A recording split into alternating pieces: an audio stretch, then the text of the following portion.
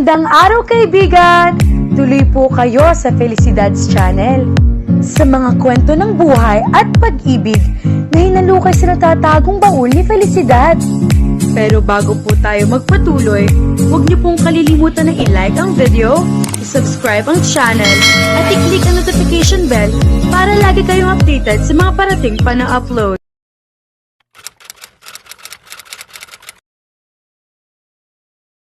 Umiiyak na nakatulala si Shania sa kawalan habang pilit na inaalis sa isip niya ang nangyari. Ang bilis-bilis ng pangyayari. At ngayon ay nakakulong siya sa isang napakalaking kwarto na walang ibang ilaw kung hindi ang nag-iisa maputlang bombilya. Pakiramdam niya ay isa siyang babae na nasa loob ng pelikula. Iyong isang tao na malapit ng patayin. Humahagulhol siya ng iyak. Ayaw pa naman niyang mamatay. Baka madurog ang puso ng nanay niya kapag napahamak siya. Mahal na mahal siya ng nanay niya na kahit ang laki-laki na niya ay pinapaypayan pa siya kapag walang kuryente. Gusto pa niya makita ang baby bunso niya at tulungan ng ina sa pag-aalaga sa bata. Magkanda kuba sa pagtitinda at paglalaba para sa panggatas sa kapatid niyang baby. Kahit ano handa siyang gawin, basta makaalis lang siya sa lugar na kinaroroonan niya sa mga oras na iyon. Naghintay siya ng 20 taon bago pa magkaroon ng kapatid. Kaya naman, hindi niya sinisi ang kanyang ina na mabuntis ito. Kahit nagalit siya sa ama ng bata, hindi siya magagalit sa kapatid niya. Mahal na mahal niya ang nanay niya at ang kapatid niya, pati na ang mga tiyahin kahit na hindi iyon mga matataas na uri ng tao. Tumayo siya mula sa pagkakaupo sa isang sulok at tumakbo sa pintuang kahoy na may nakaukit na dragon. Natatakot siya sa kabuuan ng kwarto na pakiramdam niya ay may lalabas na multo mula sa CR at hihilahin ang mahaba niyang buhok na wala ng direksyon at parang sinalagna ng ibon. "Hoy!" sigaw niya habang umiiyak. "Pakawalan niyo ako rito. Gusto kong makausap ang mga pulis para magsalita. Kailangan ako ng nanay ko at gusto ko na siyang makita. Ikulong niyo ako pero sa presinto at hindi rito." Kinalampag niya ang pinto pero parang wala namang tao sa bahay na pinagdalhan sa kanya. Ang laki-laki ng bahay pero parang multo ang laman bukod sa mga mamahaling gamit. Iyon ang nakita niya kanina. Tapos ngayon ay binitbit siya sa basement tapos ay lumabas sila sa kabahayan at dinala siya sa isang maliit na annex. Nang mabuksan ang pintuan, ay pabalya siyang itinulak na nakaitim na lalaki sa dambuhalang kama na parang wala namang natutulog. "Hoy!" sigaw pa ni Shania kasabay ng pagtulo ng mga luha niya. "Yung nanay ko! Kailangan ako ng nanay ko! Umiiyak na yung nanay ko kasi wala ako sa tabi niya habang nanganganak siya. Bakit niyo ako kinulong dito? Hindi akong pumatay kay Senyor Edgardo. Hindi ko kinuha ang pera na yun. Mahirap ako pero hindi ako magnanakaw. At alam hindi ako mamamatay tao. Hindi ako masamang tao." Nanlulumong napaluhod siya sa sahig habang umiiyak. Ang sama-sama ng loob niya na nakabuo agad akusasyon ang mga lalaki na kaitim na dumating kanina sa loob ng isang luxury hotel. "Bakit po ako? Alam naman ninyong wala akong kasalanan. Diyos ko, wag mo po akong pabayaan, Pudra Jesus. Ikaw na lang po ang papa ko. At kapag iniwan pa ako, hindi ko na alam." Lalo siyang umiyak dahil sa piping dasal niya. Bakit ang inaakala niyang swerte ay nauwi sa trahedya? Maayos sila nag-uusap ni Senyor Edgardo nang pumasok sa hotel, pero bakit ganoon ang nangyari? "Tuloy ka, iha. Huwag kang maalangan. Huwag kang matakot. Palitan mo na ang mga damit mo. Dahil may pinahanda ako riyan na mas balot kaysa sa suot mo." Alok na matanda sa kanya nang buksan noon ang pintuan ng room 606. Pero kanina pa nagtataka si Shania dahil napapadalas ang paghawak ng matanda sa dibdib nito. "Okay lang po kayo?" Kaagad niya itong hinawakan sa braso at hinimas ang dibdib nito. Ngumiti ito sa kanya at saka tumango. "I'm fine. Tuloy na, iha, at magpapadala ako ng pagkain at iaabot ko sa inyo ang pera para bukas ay makauwi ka na sa nanay mo. Pero kukontakin mo ako sa calling card ko, ha?" Tumango siya at ngumiti. Pumasok siya sa kwarto ng hotel ng pagkagara-gara at punong-puno ng ilaw. Kasusunod niya ang matanda. "Take a shower and change your clothes. Grab that paper bag. utos sa matanda sa kanya at saka ito naupo sa sofa at dinampot ang telepono. Maingat na inilapag niya ang bag sa mesita at saka kinuha ang paper bag. Isang black leggings ang laman noon, isang puting tank top at itim na blazer. Sa tabi ay may isang pares sa puting sneaker shoes at maikling itim na medyas. Napangiti siya.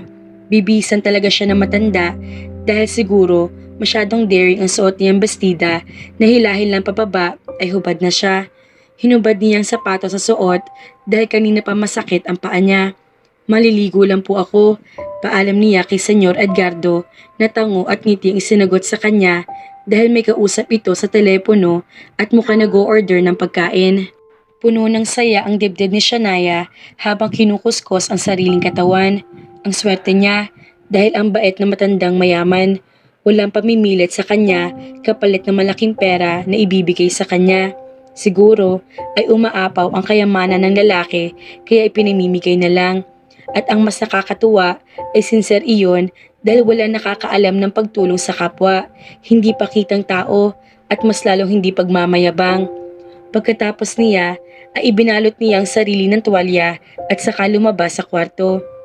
Relax na nakahiga ng matanda sa kama at nanonood ng TV. Wala itong suot na sapatos at inalis na rin ang suot na coat, pati na necktie. Nailang siya nang umiti ito habang nakatingin sa kanya.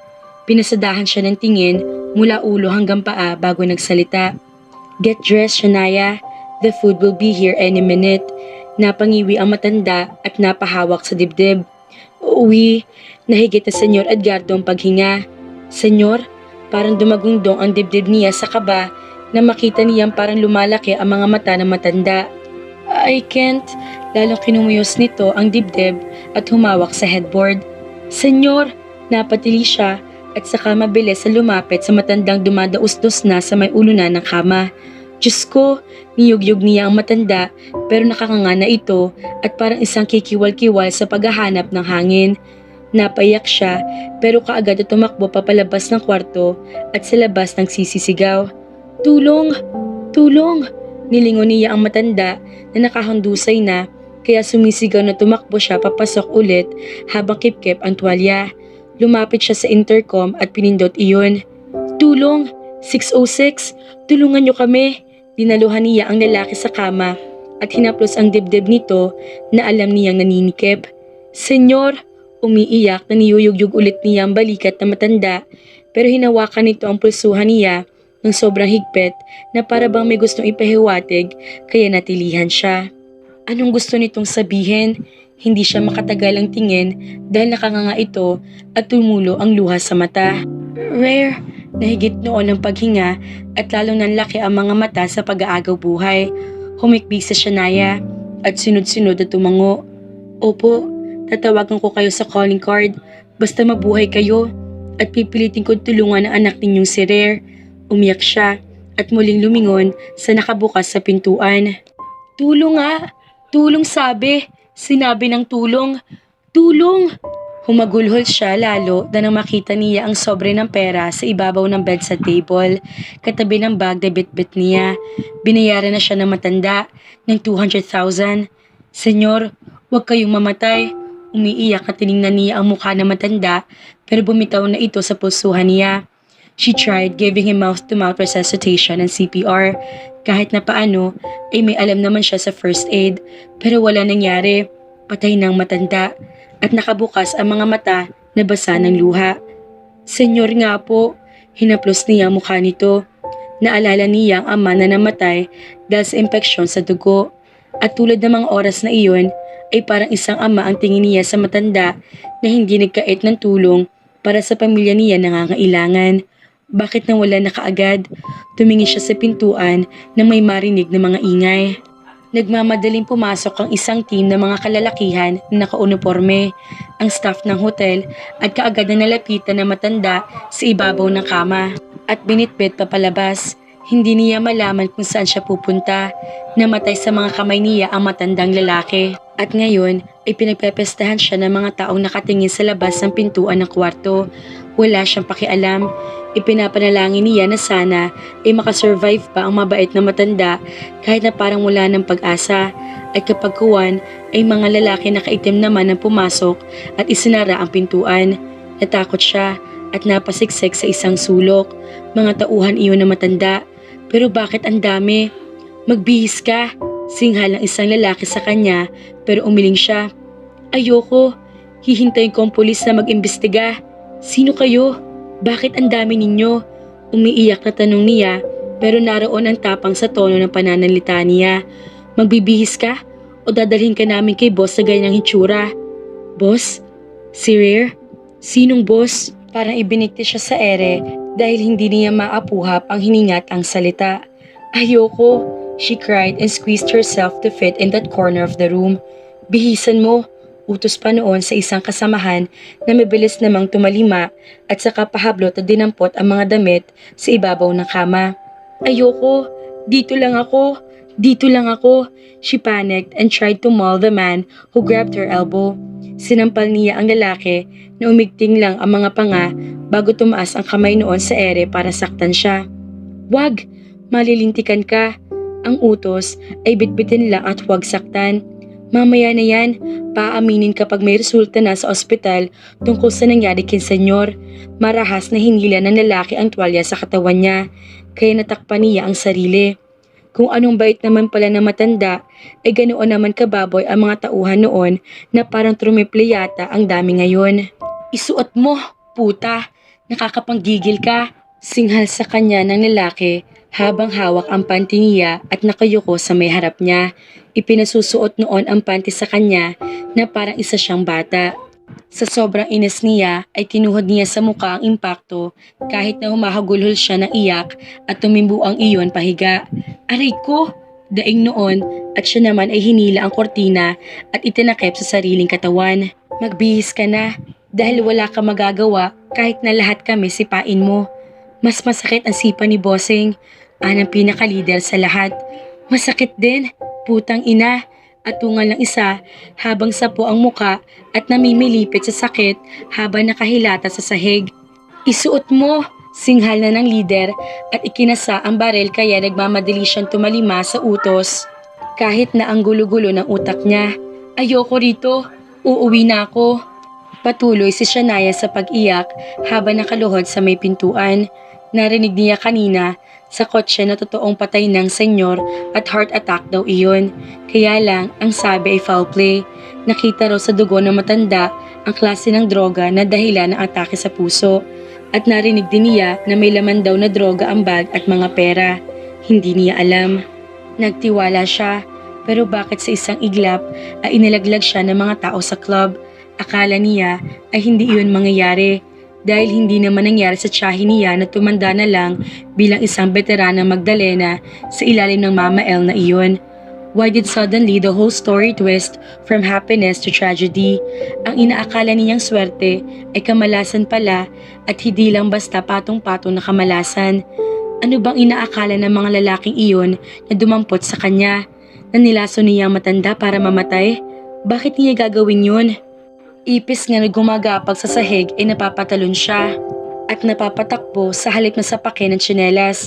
Tao pa ba kaya na mas higit ang buhay kaysa sa anumang nilalang sa mundo ang pag-isipan niyang masaktan? She's not that violent and she's not that evil. But of course, who will ask anyway? Siya lang naman ang nakakaalam na mabuti siyang tao kahit na mahirap siya. Hindi naman iyon alam ng mga taong nagpahamak sa kanya at kung sino man ang mga walang hiyang yun ay hindi siya basta-basta magpapatalo. Tumayo siya at saka lumuluhang tumalikod sa pintuan pero siya namang marahas sa pagbukas noon kaya tinamaan pa siya at tuloy na bumagsak sa carpeted na sahig. You're slut! Tili ng isang babaeng umiiyak pero parang umiikot ang pakiramdam niya dahil sa pagkakadapa ng mukha niya sa sahig. Biglang may dumagan sa kanya at hindi niya napaghandaan ang isang marahas na sabunot mula sa likuran at halos ipukpok ang mukha niya sa sahig. Dumaing siya at pilit na pinigil ang babae pero hindi siya makagalaw. Hinang-hina siya at pagod sa kakaiyak tapos may ganoon pa siyang mararanasan. You killed my husband. You killed my husband. You took away my happiness. You're a one big slut. Slut! Walang katapusang sampal ang inabot ni Shania sa likod ng ulo niya at ang leon niya ay nadadagana ng paulit-ulit siyang iumpog ng babae sa sahig. Nanlalata na pabitaw na siya sa kamay noon na ang higpit na pagkakahawak sa buhok niya na halos ikatuklap na yata ng anit niya. Hindi, halos pabulong na sagot niya pero iniumpog pa siya ulit ng babae habang wala iyong tigil sa pag-iyak. Papatayin din kita! Papatayin din kita! Itinulak nito ang ulo niya, dahilan para malakas sa sumalpok iyon sa sahig at naramdaman niya na para may bumulwak na dugo galing sa noon niya. Kahit na may carpet, ay hindi noon kayang pawiin ang lakas ng mga umpog na inabot niya mula sa babae ng asawa yata na namatay na matanda. Hindi ko siya pinatay.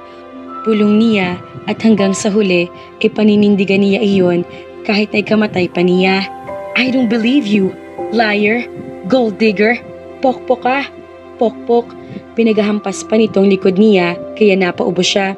Tumutunog ang likod niya sa lakas ng mga palo at bugbog na inaabot niya pero para namanhid na ang buo niyang sistema hanggang sa parang nagdedeliryo niya marinig ang boses ng namatay na lalaki.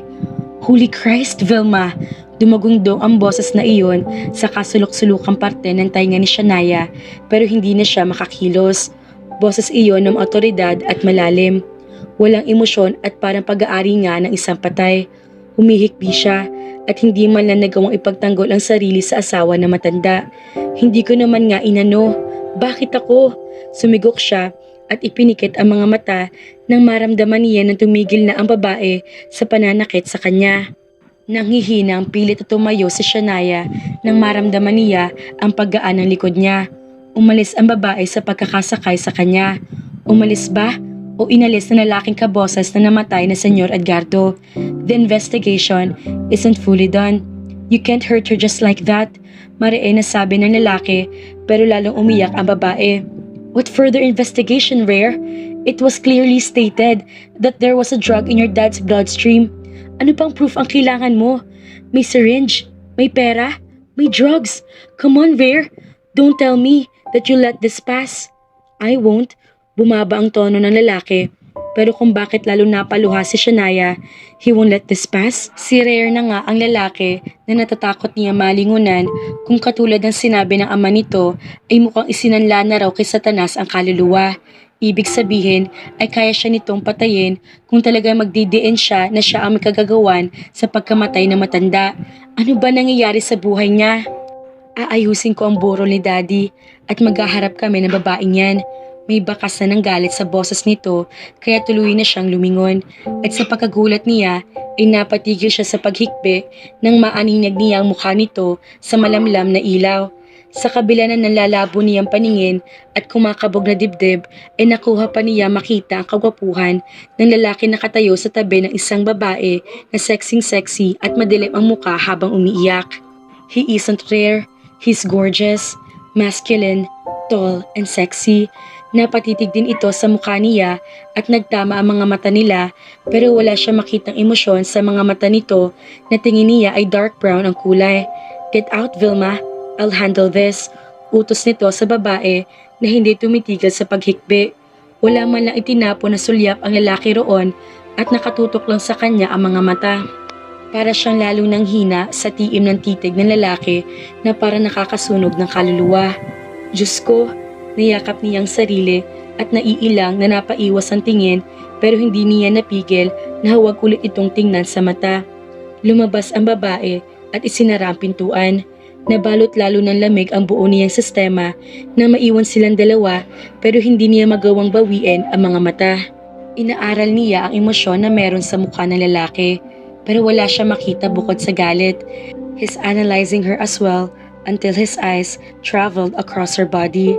Dumako ang mga mata nito at napermis sa malit niyang baywang at pagkatapos ay sa mga hita niya na balot ng leggings.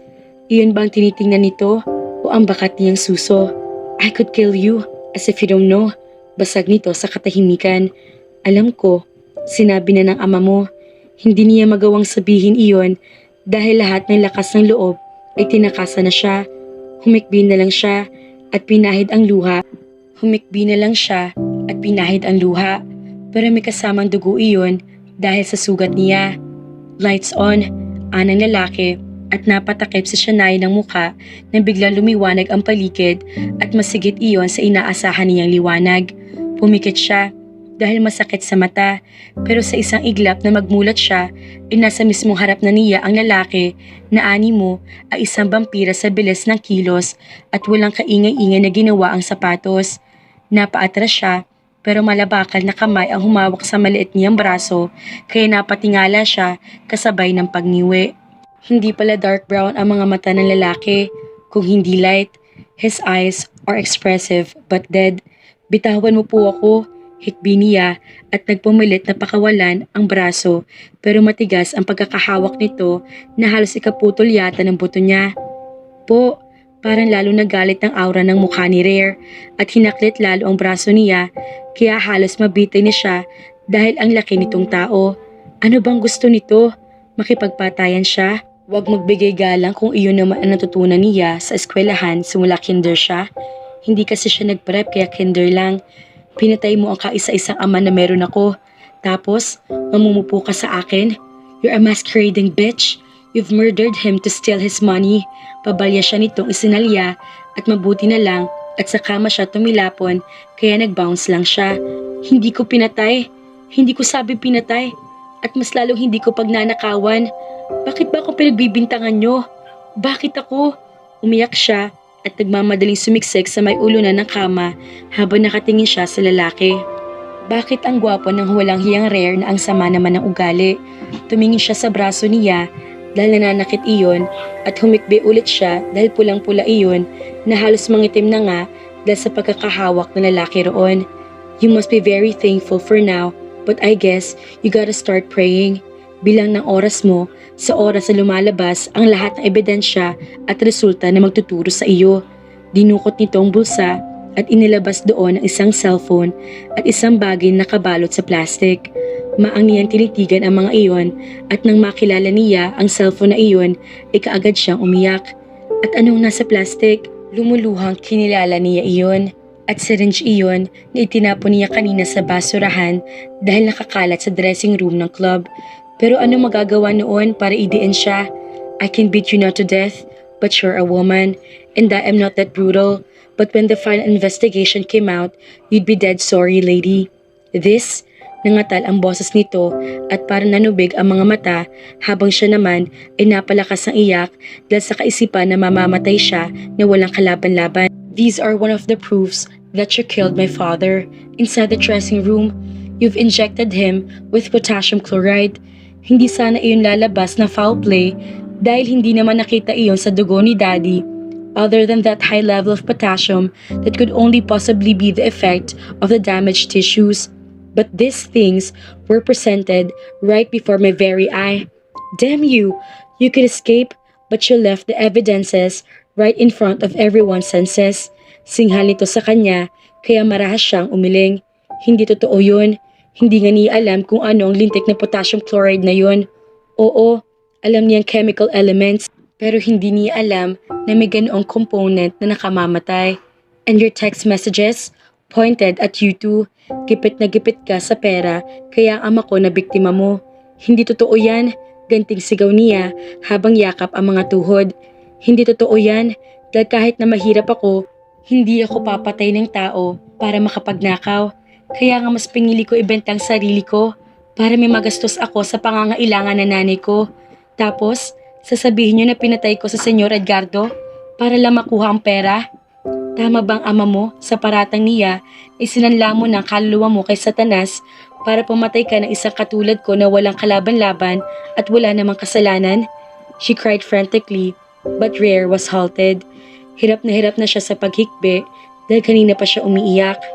Ang sakit na ng dibdib niya, ng sentido niya, at lahat na sa kanya masakit. Naghanap ako ng pera para sa nanay ko manganganak at may mayoma. 150,000 ang kailangan ko. Patuloy si Shania sa pag-iyak at buhol-buhol ang salita, pero itutuloy niya kung iyon na lang ang huling segundo na masasabi pa niya ang side niya. At least naman, kung hindi maniwala ang Rare na ito, inipagtanggol pa rin niya ang sarili sa kasinungalingan na bumabalot ngayon sa buo niyang pagkatao. Ibinenta kong sarili ko sa halagang 200,000. Ibinenta ko kasi yung 50,000 pampagamot ko sa nanay ko pagkatapos niya manganak. Kung magnanakaw ako, bakit ako papasok sa mundo ng marumi? Pwede ko naman gawin iyon na hindi pumapasok sa club. Ang gusto ko lang ay makapanganak ang nanay ko. Pero bakit ganito ibinigay sa akin ng Mama El na yun? Tinanong niyo ba ang bruha na iyon kung kanino galing ang bag? Tinanong niyo ba? It's my dad's and you stole it. Halos manlaki ang magagandang mga mata ng lalaki kaya napapikit siya. Galit na galit ito at namumulang mukha. Stole it? Diyos ko, ngayon alam na niya. Kung totoo man na pinatay ni Senyor Eduardo, malamang nakasabwat ang Mama El na iyon ng pumatay dahil planadong-planado na siya ang madidiin. Bahagya siyang yumuko at umiyak na lang. Patayin mo na nga ako, kaysa naman pahirapan mo ako kung yan ang akala mo.